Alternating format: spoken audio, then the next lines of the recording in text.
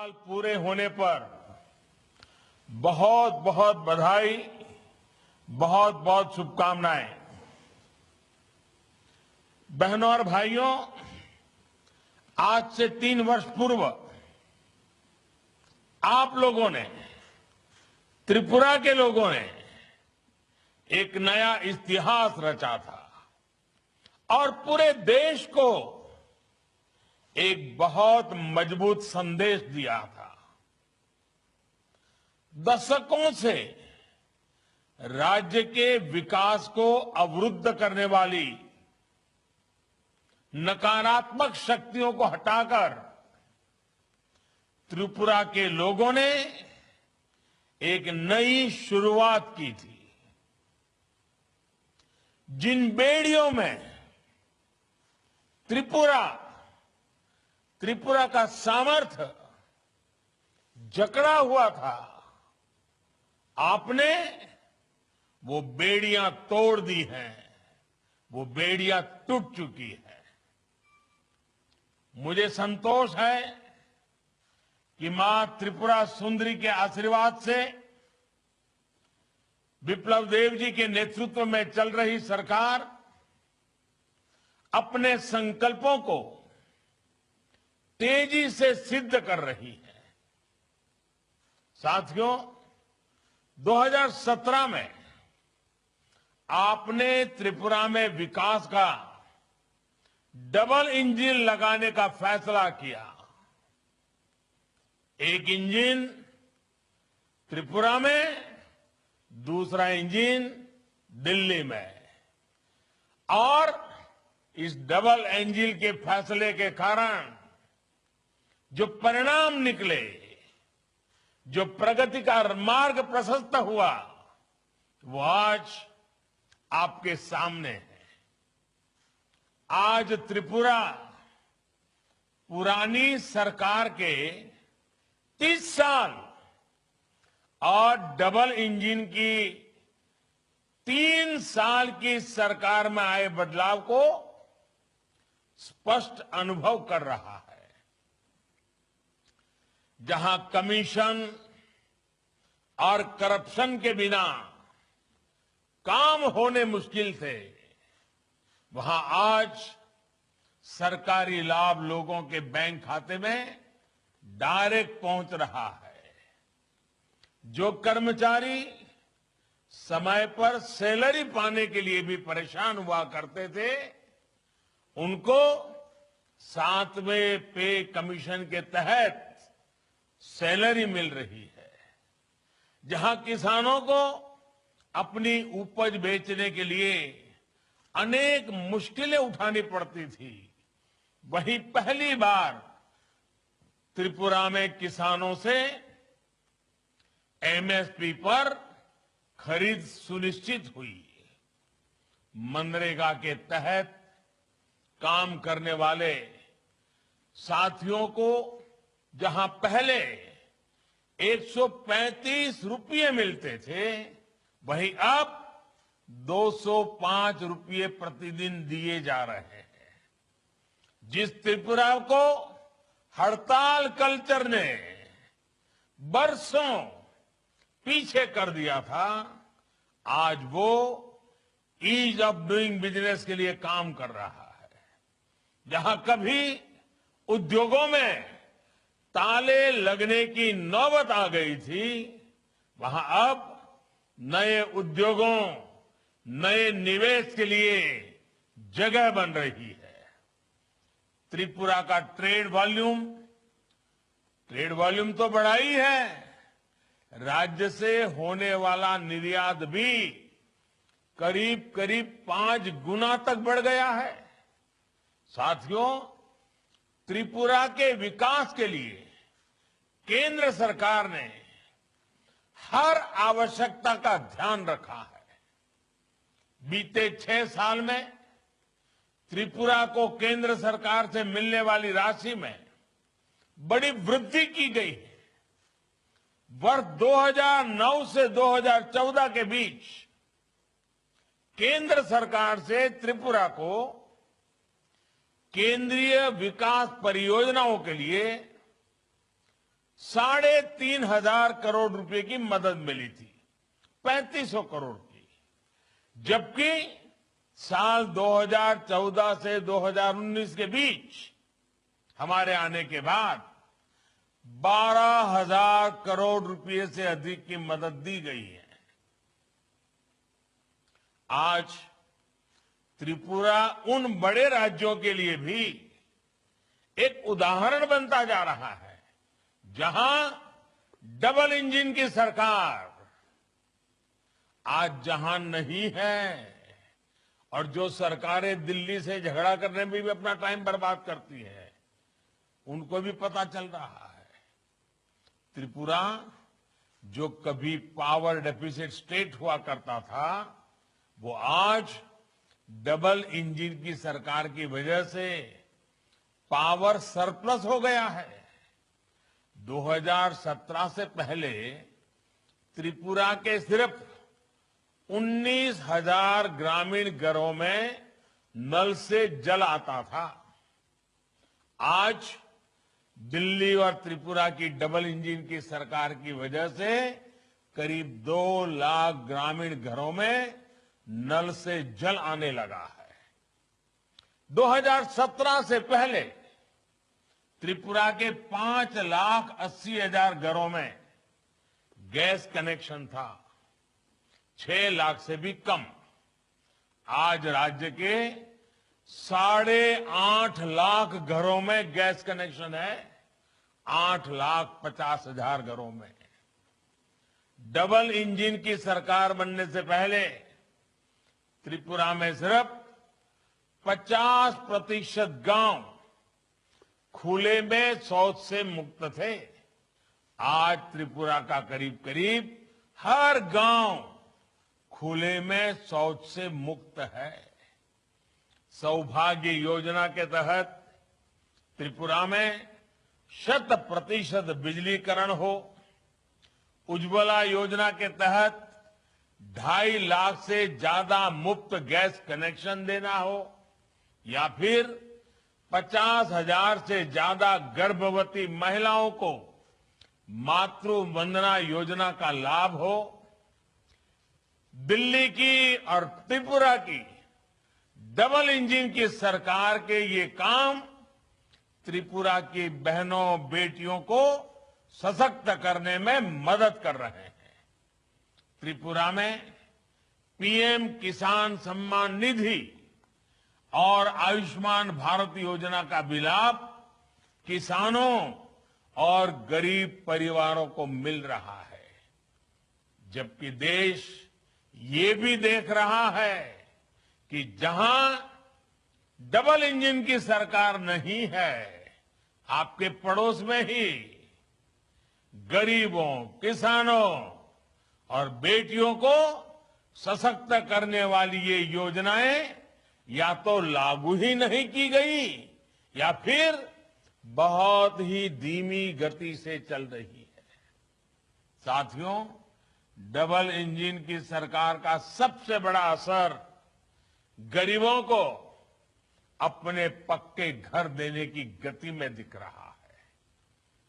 आज जब त्रिपुरा की सरकार चौथे साल में प्रवेश कर रही है, तो राज्य के 40,000 गरीब परिवारों को भी अपना नया घर मिल रहा है।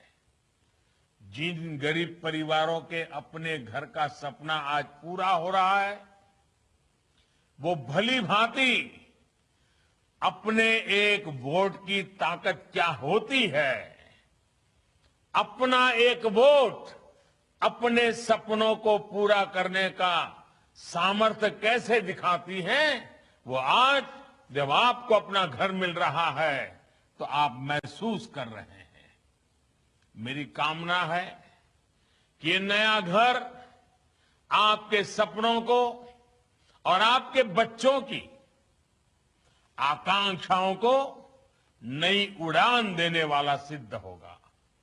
भाइयों और बहनों, ये डबल इंजन की सरकार की ही ताकत है कि प्रधानमंत्री आवास योजना, चाहे वो ग्रामीण हो या शहरी, इसमें त्रिपुरा बहुत तेजी से काम कर रहा है। त्रिपुरा के छोटे बड़े शहरों में गरीबों के लिए 80,000 से ज्यादा पक्के घर स्वीकृत हो चुके हैं। त्रिपुरा देश के उन 6 राज्यों में भी शामिल है जहां नई टेक्नोलॉजी से तैयार होने वाले आधुनिक घरों का निर्माण हो रहा है। भाई और बहनों, हमने आपसे वादा किया था कि त्रिपुरा में हीरा वाला विकास हो, ऐसा डबल इंजन लगाएंगे। और अभी मैं वीडियो देख रहा था, बढ़िया ढंग से बताया था। हीरा यानी हाईवेज, आईवेज, रेलवेज और एयरवेज। त्रिपुरा की कनेक्टिविटी के इंफ्रास्ट्रक्चर में बीते 3 साल में तेजी से सुधार हुआ है। एयरपोर्ट का काम हो या फिर समंदर के रास्ते त्रिपुरा को इंटरनेट से जोड़ने का काम हो, रेल लिंक हो, इनमें तेजी से काम हो रहा है।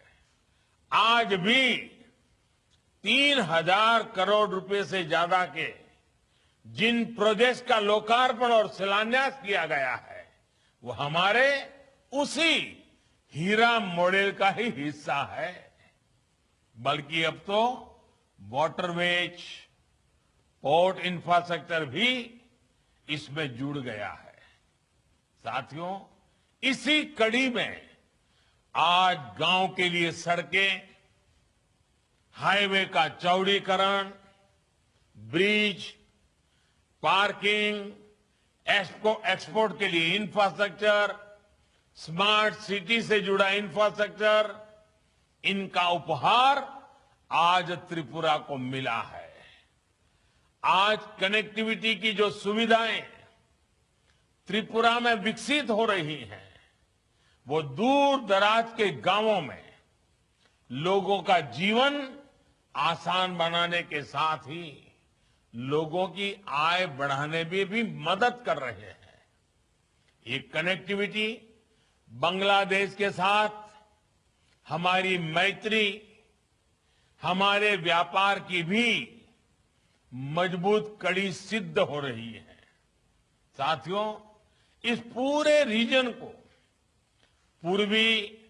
उत्तर पूर्वी भारत और बांग्लादेश के बीच एक प्रकार से ट्रेड कॉरिडोर के रूप में विकसित किया जा रहा है। अपने बांग्लादेश दौरे के दौरान मैंने और प्रधानमंत्री शेख हसीना जी ने मिलकर त्रिपुरा को बांग्लादेश से सीधे जोड़ने वाले ब्रिज का शिलान्यास किया था और आज इसका लोकार्पण किया गया है। आज भारत और बांग्लादेश की मैत्री और कनेक्टिविटी कितनी सशक्त हो रही है, इसको लेकर हमने बांग्लादेश की माननीय प्रधानमंत्री शेख हसीना जी की भी बात सुनी। सबरूम और रामगढ़ के बीच सेतु से हमारी मैत्री भी मजबूत हुई है और भारत बांग्लादेश की समृद्धि का कनेक्शन भी जुड़ गया है। बीते कुछ वर्षों में भारत बांग्लादेश के बीच लैंड, रेल और वाटर कनेक्टिविटी के लिए जो समझौते जमीन पर उतरे हैं, इस सेतु से वो और मजबूत हुए हैं। इससे त्रिपुरा के साथ साथ दक्षिणी असम, मिजोरम, मणिपुर की बांग्लादेश और साउथ ईस्ट एशिया के दूसरे देशों से कनेक्टिविटी सशक्त होगी। भारत में ही नहीं, बांग्लादेश में भी इस सेतु से कनेक्टिविटी बेहतर होगी और इकोनॉमिक अपॉर्चुनिटी बढ़ेगी। इस सेतु के बनने से भारत बांग्लादेश के लोगों में संपर्क बेहतर होने के साथ साथ टूरिज्म और ट्रेड के लिए पोर्ट लेड डेवलपमेंट के लिए नए अवसर पैदा हुए हैं। सबरूम और इसके आसपास का क्षेत्र पोर्ट से जुड़ी हर कनेक्टिविटी का, इंटरनेशनल ट्रेड का बहुत बड़ा सेंटर बनने वाला है। साथियों, मैत्री सेतु के अलावा दूसरी सुविधाएं जब बन जाएगी तो नॉर्थ ईस्ट के लिए किसी भी प्रकार की सप्लाई के लिए हमें सिर्फ सड़क के रास्ते पर निर्भर रहना नहीं पड़ेगा। अब समंदर के रास्ते, नदी के रास्ते बांग्लादेश के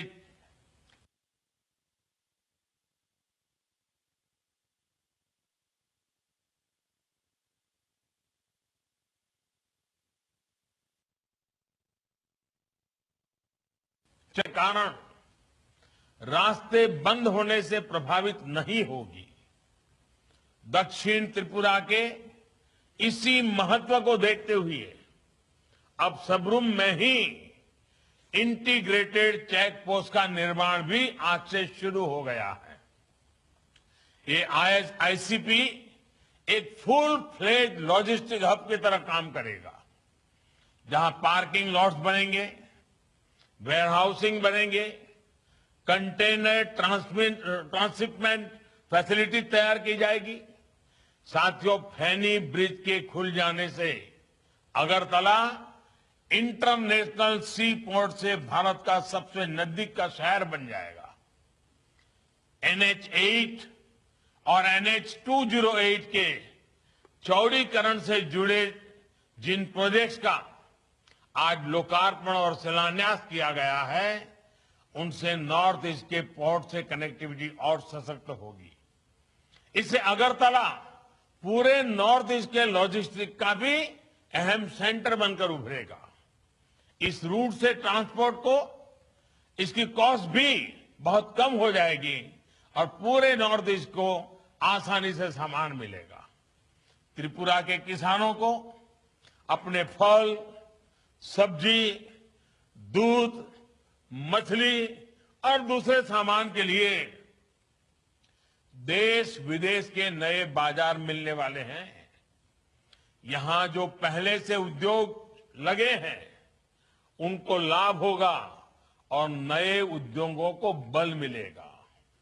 यहां बनने वाला औद्योगिक सामान विदेशी बाजारों में भी बहुत कॉम्पिटिटिव होगा।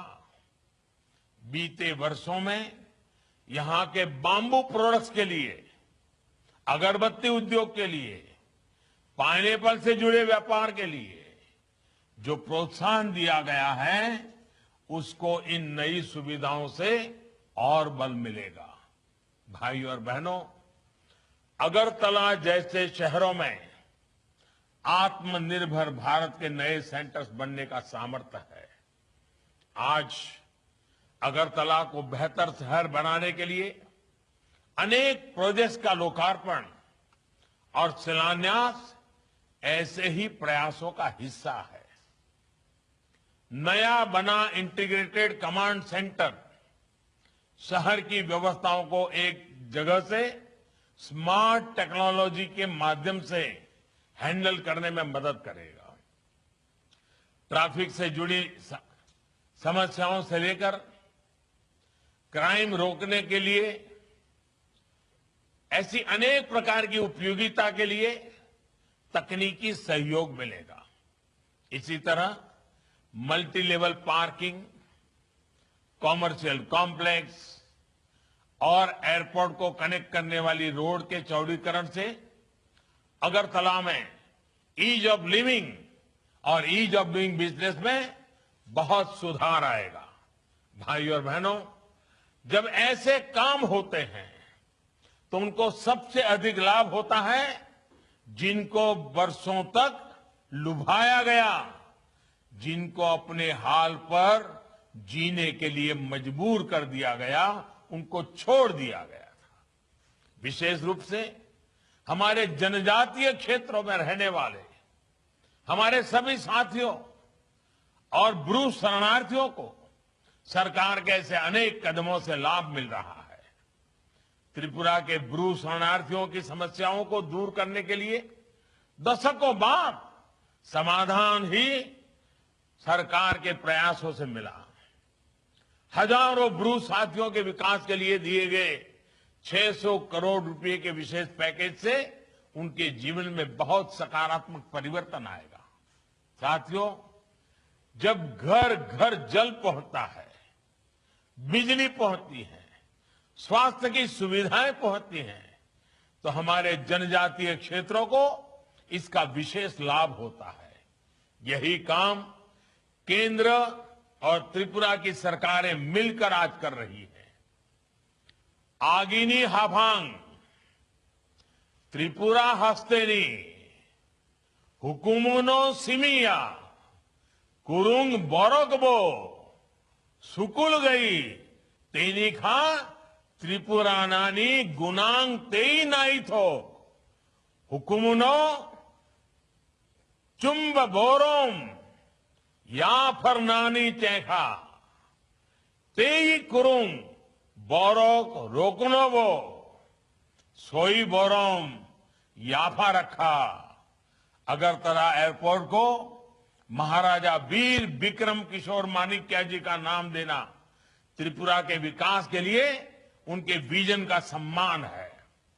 त्रिपुरा की समृद्ध संस्कृति और साहित्य की सेवा करने वाले सपूतों श्री थंगा डोरलोंग जी, श्री सत्यराम रियांग जी और बेनीचंद जमातिया जी को पद्मश्री से अलंकृत करने का सौभाग्य भी हमें ही मिला है। संस्कृति और साहित्य के इन साधकों के योगदान के हम सभी ऋणी हैं। बेनीचंद्र जमातिया जी अब हमारे बीच नहीं है, लेकिन उनका काम हम सभी को हमेशा प्रेरित करता रहेगा। साथियों, जनजातीय हस्तकला को, बैम्बू आधारित कला को प्रधानमंत्री वन धन योजना के तहत प्रोत्साहित करने से जनजातीय भाई बहनों को कमाई के नए साधन मिल रहे हैं। मुझे बताया गया है कि मूली बांबू कुकीज को पहली बार पैकेज प्रोडक्ट के रूप में लॉन्च किया गया है। ये प्रशंसनीय काम है। ऐसे कार्यों का विस्तार लोगों की और मदद करेगा। इस वर्ष के केंद्रीय बजट में भी जनजातीय क्षेत्रों में एकलव्य मॉडल स्कूल और अन्य आधुनिक सुविधाओं के लिए व्यापक प्रावधान किया गया है। मुझे विश्वास है कि आने वाले साल में त्रिपुरा सरकार ऐसी ही त्रिपुरा वासियों की सेवा करती रहेगी।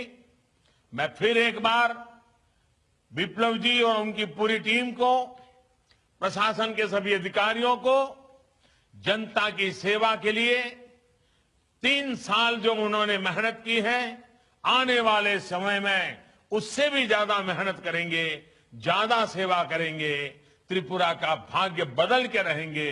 इसी विश्वास के साथ मैं फिर एक बार आप सबको बहुत बहुत बधाई देता हूं, बहुत बहुत शुभकामनाएं देता हूं। धन्यवाद। त्रिपुरा के स्नेहपूर्ण आशीर्वाद प्रदान करने के लिए বাংলাদেশ ভারত প্রথম মৈত্রী সেতু ভার্চুয়ালি উদ্বোধনের পর কথা বলছিলেন ভারতের প্রধানমন্ত্রী নরেন্দ্র মোদী। আমরা সরাসরি ছিলাম সেখানে। চলে যাচ্ছি খেলার সময়ে। আজ শেষ হচ্ছে বাংলাদেশ ক্রিকেট দলের কোয়ারেন্টাইন পর্ব। ইনজুরির কারণে ওয়ানডে সিরিজ থেকে ছিটকে গেলেন নিউজিল্যান্ড অধিনায়ক কেন উইলিয়ামসন। বিসিবি ইমার্জিং ও আয়ারল্যান্ড উলফ সিরিজে আবারও করোনার হানা। পুনরায় কোভিড টেস্টে সবাই নেগেটিভ। তৃতীয় ওয়ানডে শুরু হয় 2 ঘন্টা পর। চ্যাম্পিয়ন্স লিগে আজ রাতে টিকে থাকার লড়াই ইউভেন্টাসের। পোর্টোর বিপক্ষে ঘরের মাঠে জিততে হবে রোনালদোদের। আরেক ম্যাচে সেভিয়ার প্রতিপক্ষ Dortmund. Bit of a gap that Alonso found, and it's in the back of the net off Ben. ইপিএলে স্বস্তির জয় পেল চেলসি। এভারটনকে হারালো 2-0 গোলে। সিরিয়ায় আটলান্টার বিপক্ষে কষ্টার্জিত জয় ইন্টার মিলানের।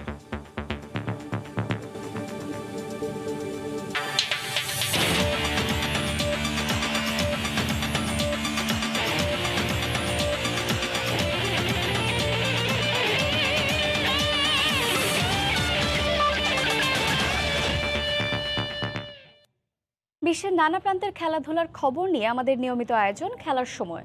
আর এই আয়োজনে আপনাদের সঙ্গে আছি আমি শায়লা রহমান ইমা। শুরুতেই ক্রিকেট। নিউজিল্যান্ডে আজ শেষ হচ্ছে বাংলাদেশ ক্রিকেট দলের কোয়ারেন্টাইন পর্ব। 5 দিনের অনুশীলনের জন্য কাল কুইন্সল্যান্ড যাবে গোটা দল। 3টি করে ওয়ানডে আর টি20 খেলতে গেল 24শে ফেব্রুয়ারি নিউজিল্যান্ডে যায় টিম টাইগার্স।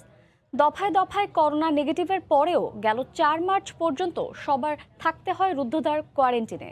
গেল 5 মার্চ প্রথমবারের মতো ছোট ছোট গ্রুপে ভাগ হয়ে অনুশীলন করার সুযোগ পায় বাংলাদেশ দল। স্বাস্থ্যবিধি মেনে যা চলে 9 মার্চ পর্যন্ত। আজ শেষ হচ্ছে 14 দিনের কোয়ারেন্টাইন পর্ব। কাল থেকে ক্রিকেটারদের চলাফেরায় থাকছে না কোনো বাধ্যবাধকতা। কালই কুইন্সটাউনে যাবে দল। সেখানে 5 দিনের অনুশীলন শেষে 16ই মার্চ খেলবে একমাত্র প্রস্তুতি ম্যাচ। 17ই মার্চ তারা যাবে ডানেডিনে। সেখানে 2 দিনের অনুশীলন শেষে 20 মার্চ স্বাগতিক দলের বিপক্ষে হবে প্রথম ওয়ানডে। নিউজিল্যান্ডের জন্য দুঃসংবাদ আর বাংলাদেশের জন্য সুখবর। ওয়ানডে সিরিজ থেকে ইনজুরির কারণে বাদ পড়লেন নিউজিল্যান্ডের অধিনায়ক কেন উইলিয়ামসন। 20 মার্চ থেকে ডানেডিনে শুরু হতে যাওয়া 3 ম্যাচের ওয়ানডে সিরিজে কেন উইলিয়ামসনের নেতৃত্ব দেওয়ার কথা ছিল নিউজিল্যান্ডকে, কিন্তু নেটে ব্যাটিং অনুশীলনের সময় ইনজুরিতে পড়েন এই কিউই ব্যাটিং স্তম্ভ, যে কারণে ওয়ানডে সিরিজে খেলতে পারবেন না তিনি। তার মানে ওয়ানডের পর টি20 সিরিজেও বাংলাদেশের বিপক্ষে উইলিয়ামসনের সার্ভিস মিস করবে স্বাগতিকরা। কারণ আইপিএলে খেলবেন বলে আগে থেকেই জানিয়েছিলেন বাংলাদেশের বিপক্ষে টি20 সিরিজে থাকবেন না তিনি।